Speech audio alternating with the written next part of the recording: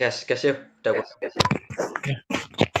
Assalamualaikum warahmatullahi wabarakatuh.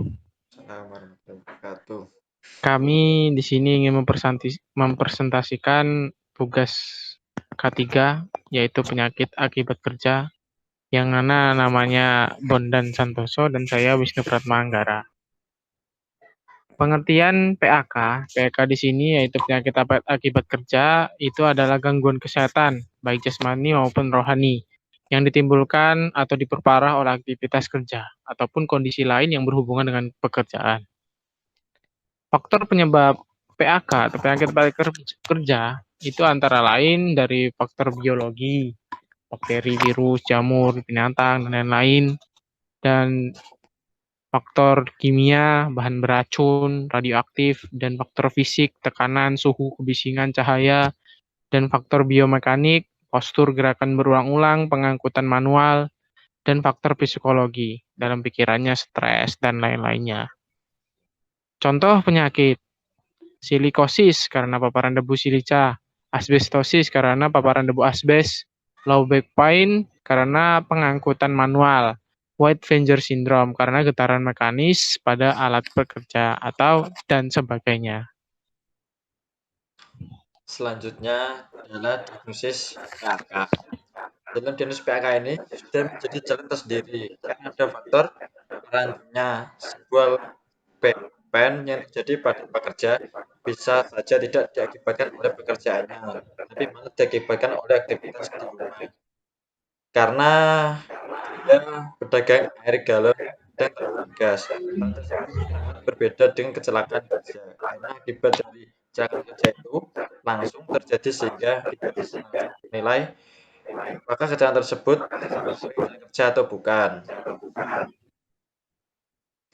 Pengendalian PK dapat menggunakan prinsip AREP, yaitu antaranya antisipasi, rekognisi, evaluasi, dan pengendalian.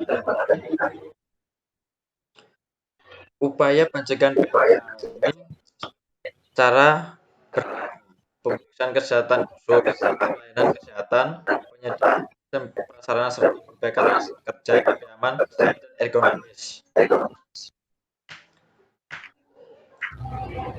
PAK ini penyakit akibat kerja terutama pada kegiatan di lingkungan kerja dan pekerjaan di lapangan.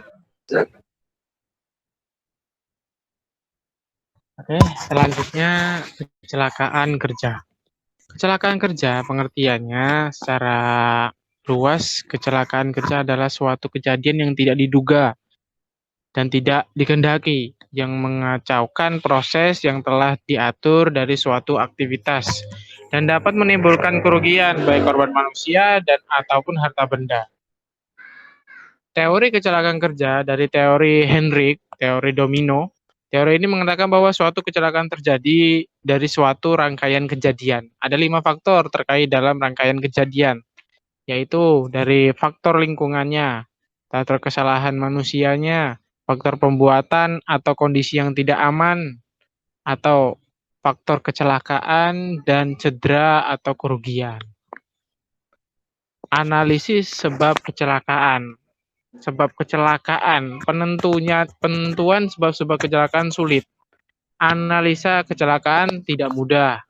Bagaimana dan mengapa terjadi kecelakaan harus secara tepat dan jelas diketahui.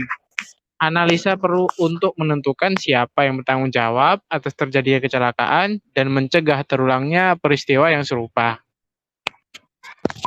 Ya, berikutnya pemeriksaan penyebab kecelakaan. Di antaranya adalah yang pertama harus dilakukan di lokasi kecelakaan. Kedua, tempat kecelakaan tidak boleh dirubah. Tiga, perlu diadakan rekonstruksi kecelakaan. Empat, pemeriksaan laboratorium ataupun apabila perlu. Pencegahan kecelakaan kerja.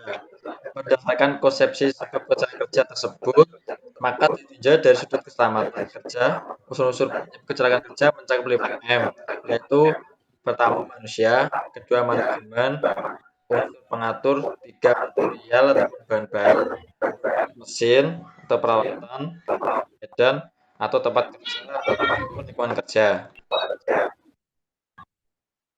Kesimpulan dari ini, dalam suatu pekerjaan alat keselamatan kerja yang digunakan tempat kerja dipilih guna mencegah terjadinya kecelakaan kerja pada pekerjaan yang dilakukan.